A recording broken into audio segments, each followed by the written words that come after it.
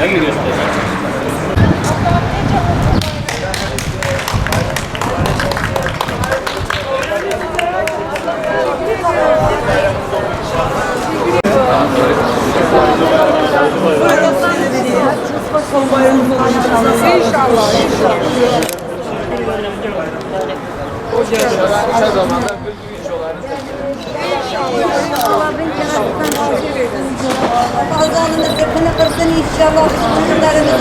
Asil mücadelemiz mutlaka meyvesini verecek ve günün sonunda anne yüreği kazanacak.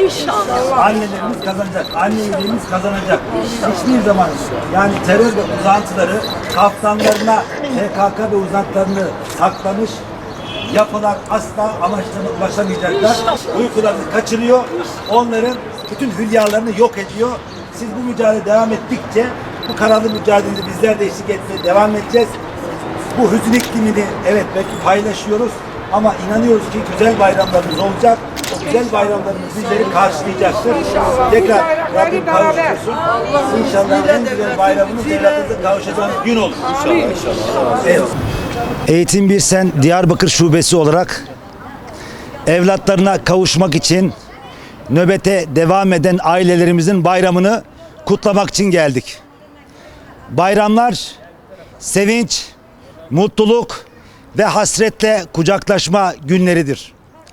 Ancak bayramı evlatlarından ayrı geçiren annelerimiz için bayramlar hüznün yoğunlaştığı vakitlerdir.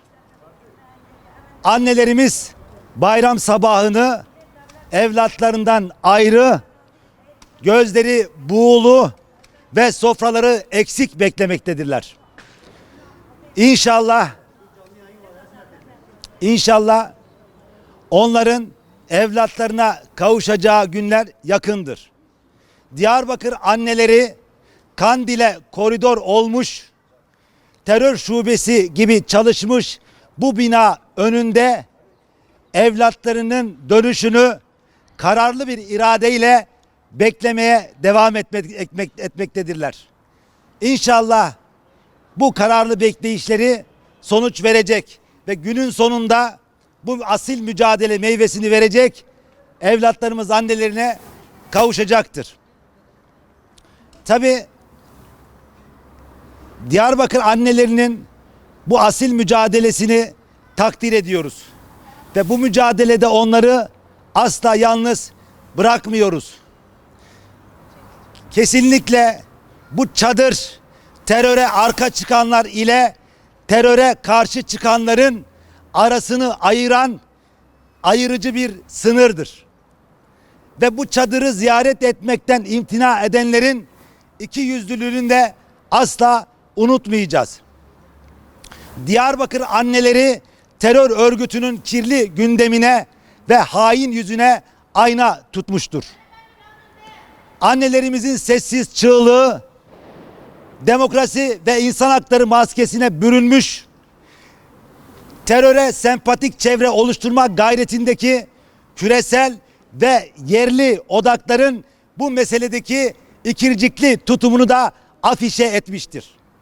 Kaftanlarına PKK ve uzantılarını alan, okul çağındaki çocukları dağa kaçırarak teröre alet etmedeki bu çirkin sessizlikleri asla unutulmayacaktır. Ve bizler anneler evlatlarına kavuşana dek bu hüzün iklimini onlarla paylaşmaya, kararlı mücadelelerine ortak olmaya ve bu asil bekleyişlerine eşlik etmeye devam edeceğiz. Kesinlikle inanıyoruz ki anne yüreği kazanacak. Çünkü anne yüreği ve anne fıtratının güç olduğu bir ortamda terörün korku duvarları yıkılır ve hain yüzü ortaya çıkar.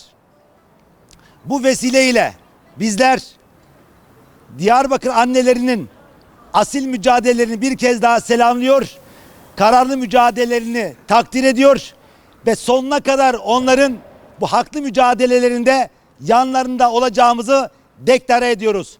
Anne yüreği hem kazanacak hem kazandıracak.